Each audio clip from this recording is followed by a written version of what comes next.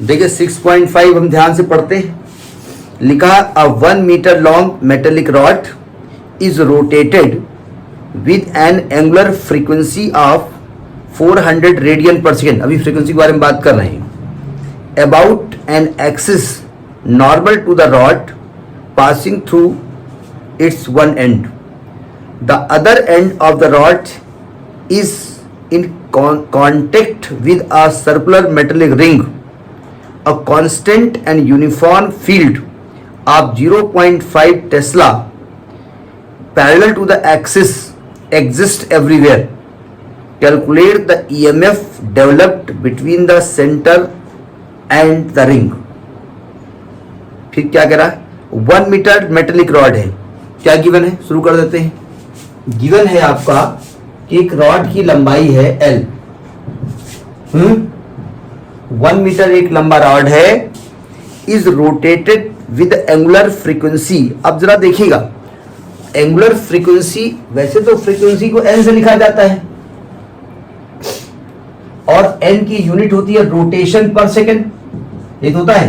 लेकिन अगर radian per second है तो इसको ओमेगा से लिखा जाएगा। तो जब भी एंगुलर वेलोसिटी कहिए, एंगुलर फ्रीक्वेंसी कहिए, अगर रेडियन यूनिट है तो उसको ओमेगा से लिखते हैं। ओमेगा गिवन है। रोटेशन पर सेकेंड है, चक्कर पर सेकेंड है तो एफ से लिखेंगे। तो ओमेगा गिवन है आपका 400 रेडियन पर सेकेंड। ओमेगा दिया है 400 रेडियन पर सेकेंड। और मैग्नेटिक फील्ड दिया है 0.5 टेस्ला। मैग्नेटिक फील्ड गिवन है 0.5 टेस्ला। अब इसकी सिचुएशन जरा देखिएगा।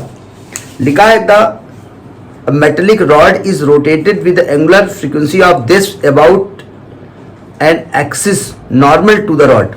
मतलब देखिए, ये एक रॉड दिख रही है, रॉड को यहां पर नॉर्मली ऐसे, मतलब एक तरीके से एक कील इसमें गाड़ दी है। इसमें एक ऐसे दिया, ऐसे इसमें हैमर करके कील गाड़ दी। अब ये एक्सिस हो गई जा करके, और इस एक्सिस के चारों ओर ये रॉड हम घुमा रहे हैं, ठीक है। और रॉड का जो दूसरा एंड है, थोड़ा छोटा कर दीजिएगा, दूसरा एंड है वो एक इस प्रकार से रिंग के सरकमफ्रेंस पर है। रॉड का जो दूसरा एंड है वो रिंग के सरकमफ्रेंस पे। लिखा ना, the rod is contact with a circular metallic ring. अब सिंपल सी बात है, रिंग के चारों ओर चलेगा तो रिंग एक मेटल की है, यानी वो कंडक्टिंग है। और ये कह रहे हैं the constant uniform magnetic field 0.5 parallel to the axis. अब देखो, ये एक्सिस थी और इधर मैग्नेटिक फील्ड था, नहीं नॉर्मली था। अब इनवर्ड आउटवर्ड हम नहीं दिखा रहे, वो जो अलग की बात है। हम दिखाना हो तो दिखा सकते हैं, इस प्रकार से होगा मैग्नेटिक फील्ड। यानी रॉड की लेंथ और मैग्नेटिक फील्ड के बीच में कितना एंगल होगा? 90 डिग्री। ये रॉड की लेंथ है और ये मेटेलिक रिंग है। अब देखो, जब ये रॉड घूमेगा तो रॉड के एंड पॉइंट के बीच में मैग्नेटिक फील्ड चेंज होगा, नहीं होगा? तो इस मैग्नेटिक फील्ड के घूम रहा, देखिए मूव नहीं कर रहा है। मूव करने वाला इंड्यूस्ड ईएमएफ हमने मोशनल ईएमएफ पढ़ा है, बवाल बीवीएल। लेकिन घूम रहा है तो घूमने की वजह से जो ईएमएफ क्रिएट होता है उसका एक डेरिवेशन है, हम उसको करा देंगे। कोई भी रॉड अगर किसी मैग्नेटिक फील्ड में घूमती है तो उसके एंड के बीच में जो ईएमएफ होता है उसका फॉर्मूला होता है half B L square omega.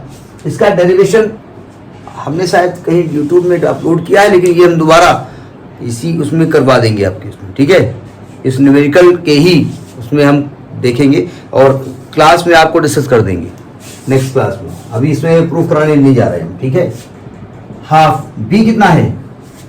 कोई भी रॉड, सुनिए ध्यान से, कोई भी रॉड किसी मैग्नेटिक फील्ड बी में ओमेगा एंगुलर वेलोसिटी से अगर रोटेट कर रही है और रॉड की लेंथ एल है तो उसके एंड के बीच में जो ईएमएफ इंड्यूस होता है उसका फॉर्मूला होता है half B omega L square, ठीक है। तो बी हो गया 0.5, एल स्क्वायर हो गया 1 स्क्वायर, ओमेगा हो गया 400। कैलकुलेट कर लो। 2 से काटोगे तो 200 आएगा, 5 दूनी 10, तो 100 वोल्ट हो जाएगा। तो 100 वोल्ट का ईएमएफ इंड्यूस होगा, ठीक है। नोट करिए इसको।